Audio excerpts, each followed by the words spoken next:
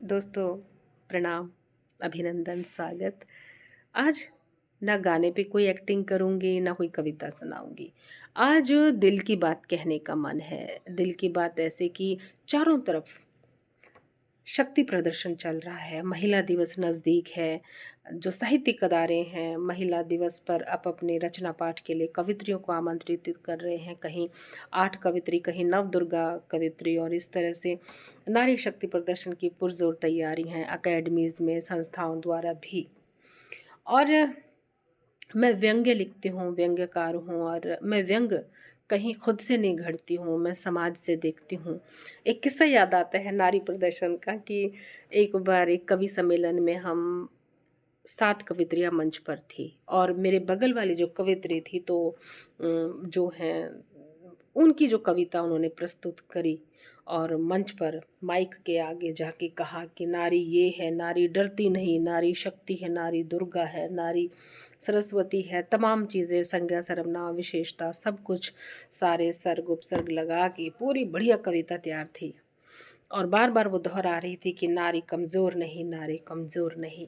और कविता पाठ करके वो जो है मंच में धन्यवाद करके अपनी सीट पर बैठी और ताड़ियों की गड़गड़ाहट से पूरा जो पंडाल था, वो पूरा समारोह था, प्रांगण ताड़ियों की गड़गड़ा खूब ज़्यादा तालियां बजी, गड़गड़ाहट थी।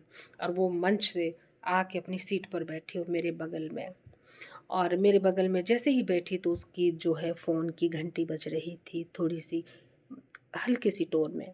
उसने उठाया तो स्पीकर से मुझे आवाज़ आई कि गाली गलोच करी उसने कि तू हुण नहीं आई, साली किन्नी देर लगा दी तू।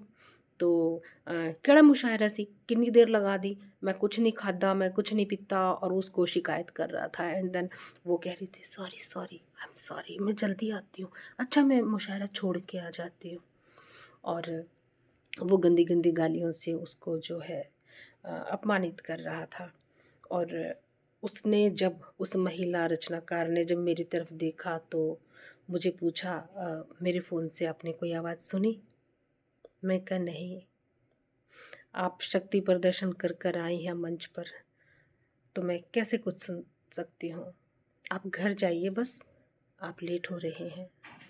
तो उसकी आंखों में बेचारगी थी।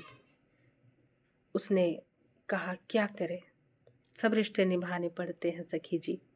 मैं कहा हाँ बिल्कुल निभाने पड़ते हैं, लेकिन हालात को बदलिए आप अपने। रचनाओं में सशक्तिकरण से स्त्री के हालात नहीं बदलते, स्त्री को सशक्त होना पड़ेगा हालात बदलने के लिए। और उसने कहा जी, और वो चली गई।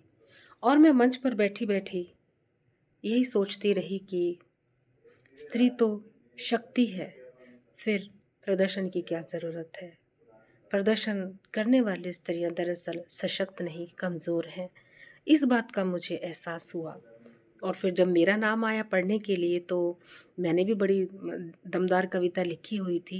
तो मैंने मंच पे इतना ही कहा, मैं सशक्त महिला हूँ, मुझे शक्ति प्रदर्शन की ज़रूरत नहीं है। मैं एक अच्छी माँ हूँ, अच्छी पत्नी हूँ, अच्छी बेटी हूँ। समाज में जो मेरा रुतबा है, जो मैं साहित्य की कलम को थामा है, उसे मैं पूरी शक्ति से निभाती हूँ और मुझे प्रदर्शन की हरगिज़ ज़रूरत नहीं है। नारी कमज़ोर ना थी, ना है, ना होगी।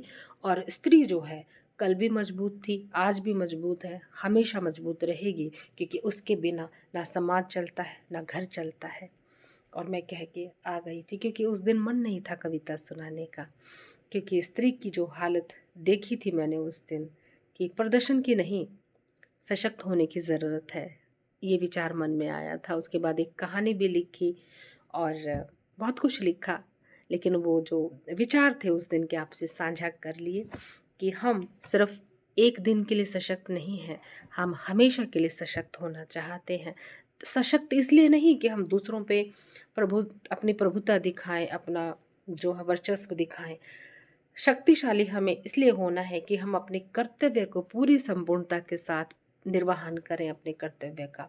माँ है तो अच्छी माँ बने, पत्नी है तो अच्छी पत्नी बने, एक लेखिका है तो वो सारे मापदंड पूरे करें जो एक राइटर की भूमिका होती है, अदा करें। अपना फ़र्ज़ पूरा करने के लिए अपना जो है अपने आप को शक्तिशाली बनाएं, अपने कर्तव्य को निभाएं और हाँ, जहाँ गलत हो उसी वक़्त उसको सहना बंद करें और बड़े प्यार से उसको अपनी अहमियत समझाएँ।